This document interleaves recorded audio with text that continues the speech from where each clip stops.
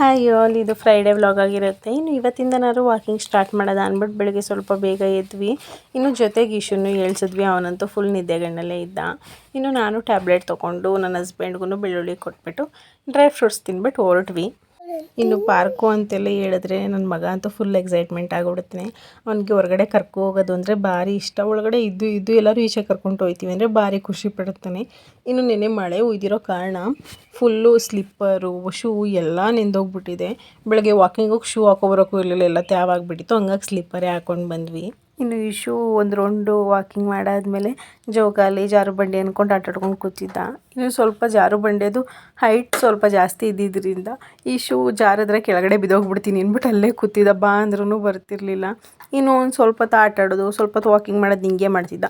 ನಾನು ಅವ್ನು ನೋಡಿ ಸಾಕಾಗಿ ನಾನು ಒಳ್ಳೆ ಮಕ್ಕಳಂಗೆ ಜೋಕಾಲಿ ಆಡ್ಕೊಂಡು ಕೂತಿದ್ದೆ. ಅವ್ರ ಅಪ್ಪನ ಜೊತೆ ಸೇರಿ ಇಶುನು ಒಂದೆರಡು ರೌಂಡ್ ಜಾಗಿಂಗು ವಾಕಿಂಗು ಮಾಡ್ದ. ಅದಾದಮೇಲೆ ಮಧ್ಯದಲ್ಲಿ ಮಮ್ಮಿ ನನಗೆ ಸೊಂಟ ನೋವ್ತಿದೆ, ಕಾಲು ನೋವ್ತಿದೆ ಅಂದ್ಕೊಂಡು ನಿಂತ್ಕೊಂಡ.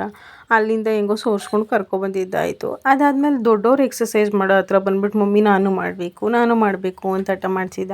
ಇನ್ನು ಕೇಳಿದ್ಮೇಲೆ ಇನ್ನು ಅನ್ನೋಕ್ಕಾಗತ್ತಾ, ಹೆಂಗೋ ಸ್ವಲ್ಪ ಹೊತ್ತು ಆಟ ಆಡಿಸ್ಕೊಂಡು ಮನೆಗೆ ಬಂದ್ವಿ. ಮನೆಗೆ ಬರೋಷ್ಟರಲ್ಲಿ ಅಲ್ಲಿ 7 ಗಂಟೆ ಆಗಿಬಿಟ್ಟಿತ್ತು. ಇನ್ನು ನನ್ನ ಹಸ್ಬೆಂಡ್ ಅಪರೂಪಕ್ಕೆ ಕಾಫಿ ಮಾಡಿಕೊಡೆ ಅಂದರು.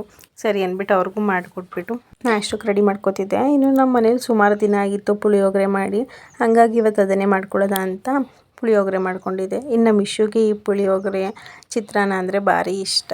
ಅವನ ಹತ್ರಲ್ಲೇ ಅನ್ನ ತಿನ್ನೋದಕ್ಕಿಂತ ಕಡಲೆಬೀಜ ಜಾಸ್ತಿ ಹುಡುಕ್ತಾನೆ. ಕಡಲೆಬೀಜ ಇದ್ದರೆ ಮಾತ್ರ ಅನ್ನ ತಿಂತಾನೆ ಪುಳಿಯೋಗರೆ ಚಿತ್ರಾನ್ನದಲ್ಲಿ, ಇಲ್ಲಾಂದರೆ ತಿನ್ನೋಕ್ಕೋಗಲ್ಲ. ಇನ್ನು ಇವತ್ತಿನ ವ್ಲಾಗ್ ಇಷ್ಟ ಆಗಿತ್ತು. ಇಷ್ಟ ಆಗಿದ್ದರೆ ಲೈಕ್ ಮಾಡಿ, ಫಾಲೋ ಮಾಡಿ.